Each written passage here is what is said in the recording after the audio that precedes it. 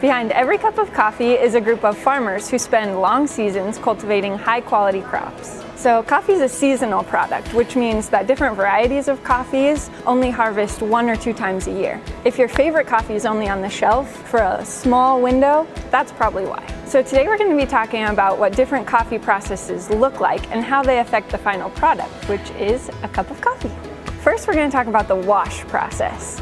This is the one that most commonly is used by coffees that we have here at Broadway Coffee House. In the wash process, coffee, which is a fruit, is pulped and the outer layer of the fruit is taken off by a machine. The fruit is left in water to soak for a couple days, which actually ferments the bean a little bit.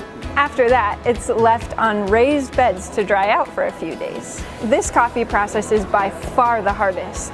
And the reason why is because timing is everything.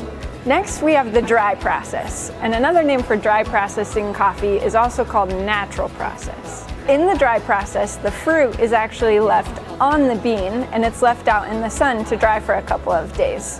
It ends up kind of looking like a raisin. After the cherry's dried, then the coffee is removed from the fruit. This process is used most commonly out of all the different drying processes for coffee. In partnership with different coffee roasters, this type of drying process results in a really fruity tasting coffee, which can range anywhere from grapefruit to blueberry. No joke. Most of the coffees we have here at Broadway Coffee House are the first one we talked about, the wash process. But we also rotate in regularly different natural processed coffee to bring our customers variety.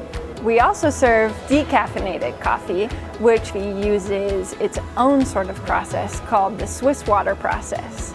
A lot of decaf processes use a lot of different chemicals, but the Swiss water process is unique in that it actually just uses water. After the beans are dry, they lay them out on a bed and they pour prepared water over the green coffee beans, and ultimately it ends up taking out all of the caffeine through a process called osmosis, which results in keeping a lot of that really good flavor in the coffee, even though it's now decaffeinated.